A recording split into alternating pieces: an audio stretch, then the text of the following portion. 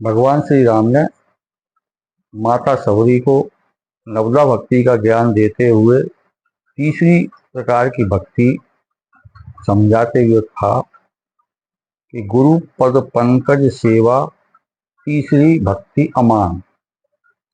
गुरु की भक्ति कैसी हो? अमान यानी कि मान रहित, न कोई इच्छा हो, न कोई विषय वस्तु की लालसा हो, न मन में कोई विकार हो, न मान सम्मान की भावना हो। केवल गुरु के पदों की सेवा कमल के फूल की तरह। गुरु के पद कैसे हैं? कमल के फूल की तरह निर्मल, कोमल, उस प्रकार उनकी भक्ति की जाए। इसके बारे में एक किस्सा बताते हैं कि काकभूषण जी गरुड़ जी से कहते हैं अपने बारे में। उन्होंने कहा कि मैं अयोध्या के अंदर पैदा हुआ और अयोध्या के अंदर एक बार अकाल पड़ा।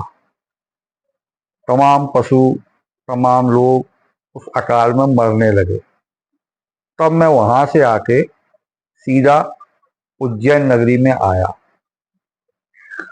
उज्जैन में अच्छी व्यवस्था थी, पानी, हरियाली, खेती, फसल। मैं देख के खुश हो गया। मैंने कहा कि अयोध्या में जहाँ राम विराजते हैं वहाँ अकाल है, और उज्जैन में यहाँ शिव विराजते हैं वहाँ अकाल नहीं है। तो मैंने भगवान शिव को ही सब कुछ मान के उनकी आराधना शुरू कर दी और बाकी देवताओं का अपमान करने लगा।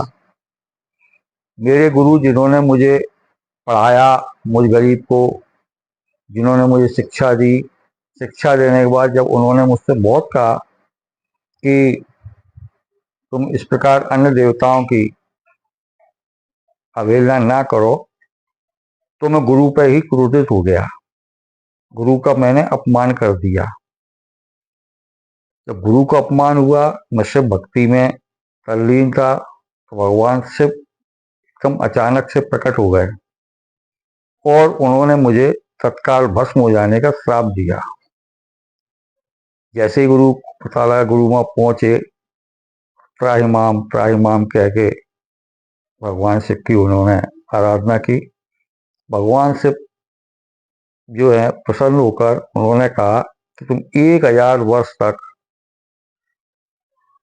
जितनी भी योनि बदलोगे उतने शरीर छोड़ने और त्यागने में तुम्हें कष्ट नहीं होगा। कहने का आशय ये है, भगवान शिव कहते हैं कि जो गुरु भक्त नहीं है वो मेरा भी भक्त नहीं है।